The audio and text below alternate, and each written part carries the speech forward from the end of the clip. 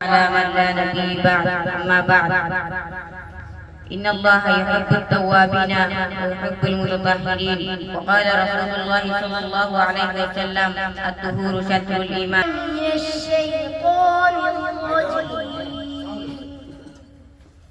بسم الله الرحمن الرحيم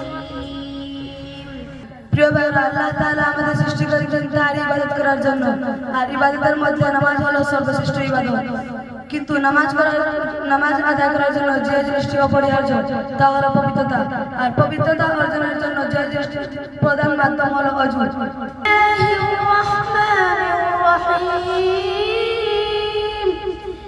تبارك الذي جعل في السماء بروجا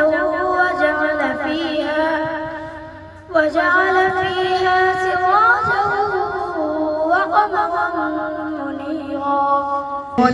بسم الله الرحمن الرحيم. يا أيها الذين آمنوا قمتم إلى الصلاة فاغسلوا هارون آيات.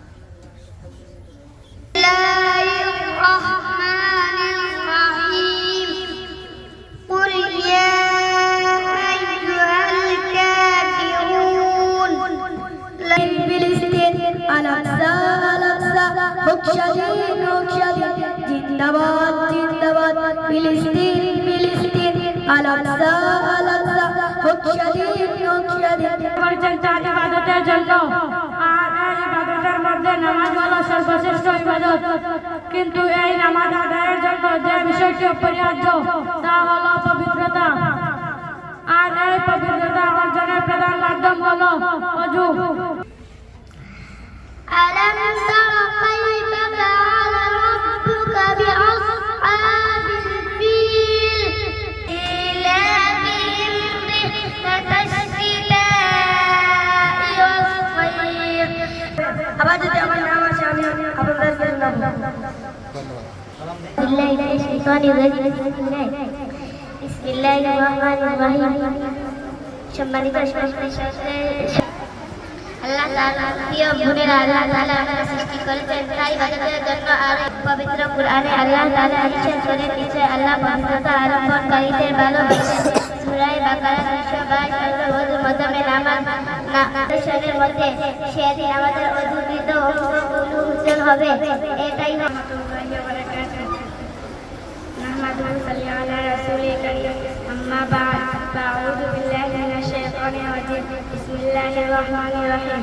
সম্মানিত আলহামদুলিল্লাহ, আজকের এই সাপ্তাহিক সভা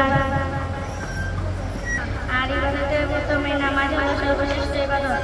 কিন্তু এই নামাজ হলো সর্বশ্রেষ্ঠ ইবাদত। আলহামদুলিল্লাহ আলহামদুলিল্লাহ আজকের এই সাপ্তাহিক সভার সম্পর্কে অজু গুরুত্ব ও ফজিলত সম্পর্কে কিছু নামাজ হলো সর্বশ্রেষ্ঠ ইবাদত। আর এই নামাজ আদায়ের জন্য যে বিষয়টি অপরিহার্য তা হলো পবিত্রতা। আর এই পবিত্রতা অর্জনের প্রধান মাধ্যম হলো ওযু। সম্মানিত সভাপতি, শ্রদ্ধেয় শিক্ষকবৃন্দ এবং আমার প্রিয় ভাইরা, আসসালামু আলাইকুম। আজকের এই সাপ্তাহিক সেবা সংক্ষেপে ওযুর গুরুত্ব ও ফজিলত সম্পর্কে কিছু কথা উপস্থাপন করতে চাই। প্রিয় ভাইরা, আল্লাহ তাআলা আমাদেরকে সৃষ্টি করেছেন তার ইবাদতের জন্য। আর এই ইবাদতের মধ্যে নামাজ হলো সর্বশ্রেষ্ঠ ইবাদত।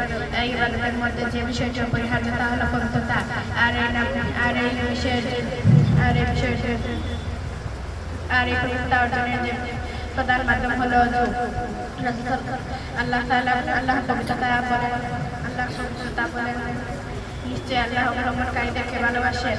ওযুর মাধ্যমে একজন মুসলিম আল্লাহ তাআলার ভালোবাসা অর্জন করে। রাসূল সাল্লাল্লাহু আলাইহি ওয়াসাল্লাম বলেছেন, শুধু বাক্য পরিষ্কার তা নয়, বরং এটি ইমানের সঙ্গে গভীরভাবে সম্পর্কিত। আরো বলেছেন, নামাজের চাবি হলো ওযু। এ থেকে বোঝা যায়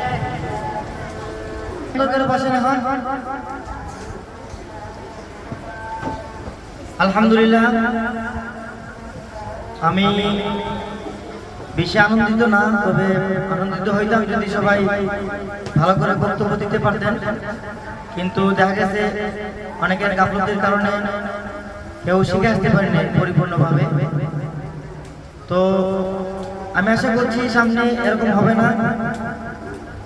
আর আসলে এরকম হওয়ারই কথা, কারণ আপনারা এভাবে মুখস্থ বক্তব্য দেওয়া অভ্যস্ত না। আমি আশা করছি, দেখছি, বা আমি যখন এখানে আসলাম এসে দেখেছি যে এখানে সবাই দেখে দেখে বক্তব্য দেয়।